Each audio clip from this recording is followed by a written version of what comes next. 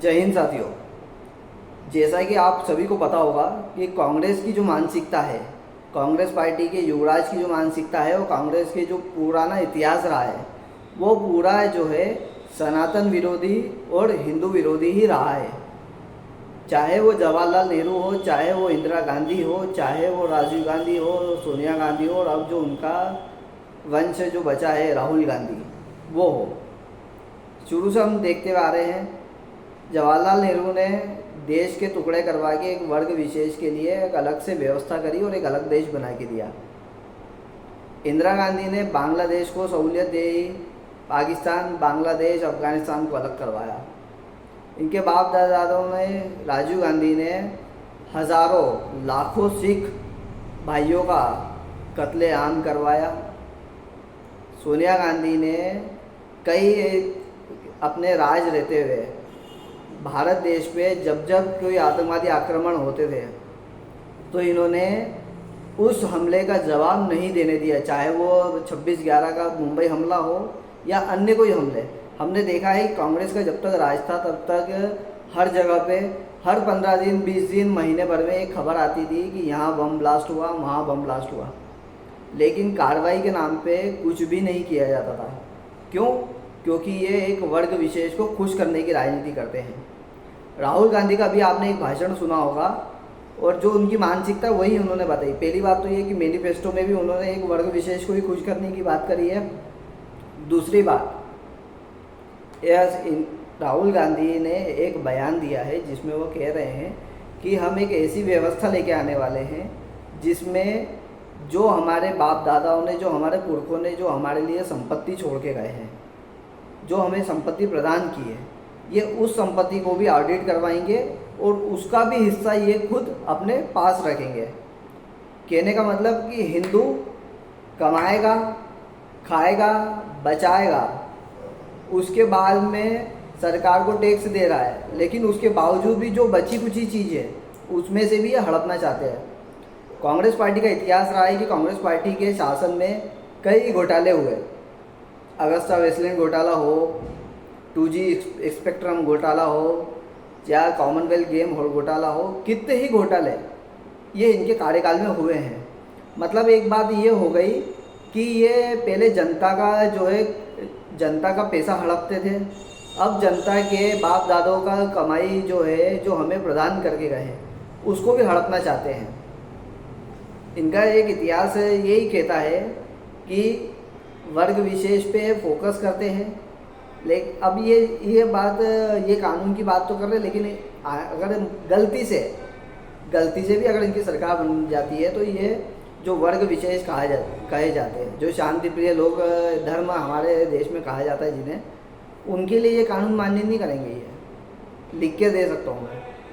पहली बात तो ये कि सरकार में तो आने वाले नहीं है, क्योंकि राहुल गांधी ने एक कसम खा रखी है कि जब तक कांग्रेस को पूरे जड़ से समाप्त नहीं कर दूंगा तब से मैं चैन से नहीं बैठूंगा।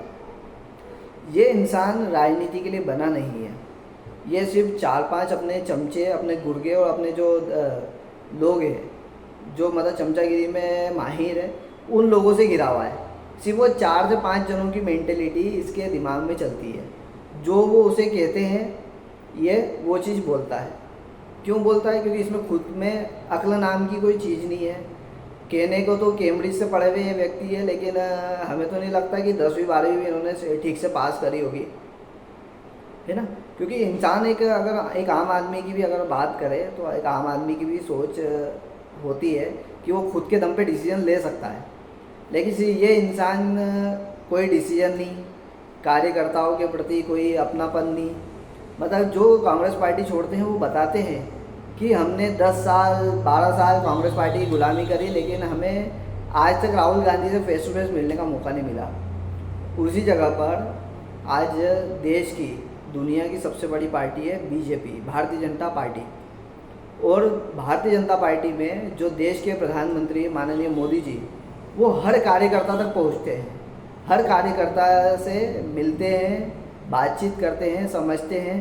कुछ अपना ज्ञान भी उन्हें शेयर किया जाता है और उनका भी ज्ञान खुद लेते हैं। इसे कहते हैं समझदार व्यक्ति की निशानी। लेकिन कांग्रेस पार्टी जो है वो एक अब चमचागिरी वाली पार्टी हो गई है।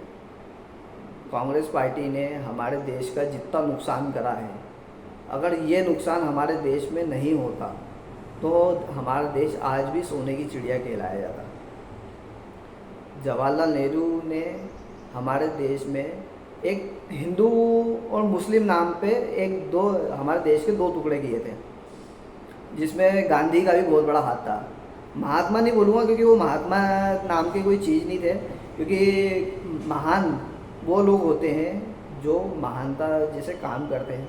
जैसे हमारे देश में महान लोग थे सरदार वल्लभ भाई पटेल, चंद्रशेखर आज़ाद, भगत सिंह, राजगुरु, ठीक, बड़े बड़े कई लोग नाम ऐसे हैं। लेकिन हमारे देश में सिर्फ महात्मा जो जिसे कहा जाता है उसे थोप दिया गया है हमारे नाम पे, ठीक है।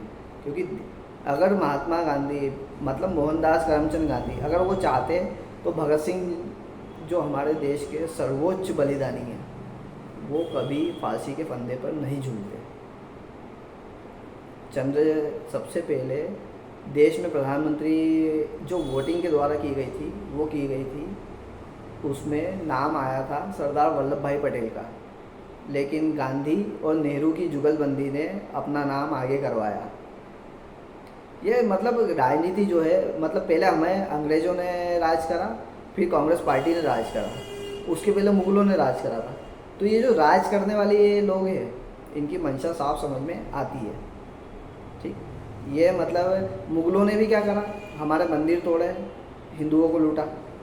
अंग्रेज़ों ने क्या करा, हिंदुओं को लूटा, मंदिरों को लूटा। बाद में अब कांग्रेस का भी यही हाल है। तो हमारे देश के 140 करोड़ देशवासियों से अब 140 करोड़ बोलूँगा तो एक वर्ग विशेष भी उनमें 140 करोड़ में आता है, लेकिन उनमें कई लोग जो है वो समझदार भी है और कई लोग की मानसिकता वो जिहादी प्रवृत्ति की है, उनसे तो नहीं कहना चाहूँगा।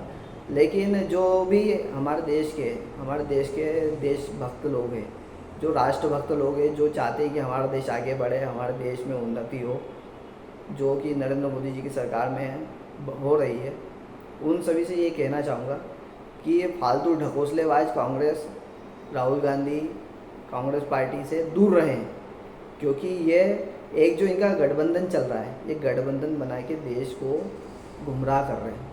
नाम इन्होंने इंडिया दिया है, लेकिन ये बहुत गलत चीज़ है। तो सभी से निवेदन है कि आने वाले जितने चरण बचे हैं मतदान के, उसमें अच्छे भारी मतों से नरेंद्र मोदी सरकार को विजय बनाएं, क्योंकि कांग्रेस पार्टी जो है वह एक अभिशाप है हमारे देश में, और इस अभिशाप को हमें पूरी तरीके से ख़त्म करना है। जय हिंद, जय भारत। मेरी बात अगर आपको सही लगी हो, बात से अगर सहमत हो, तो वीडियो को प्लीज़ लाइक, शेयर, चैनल को सब्सक्राइब ज़रूर करिएगा। जय हिंद।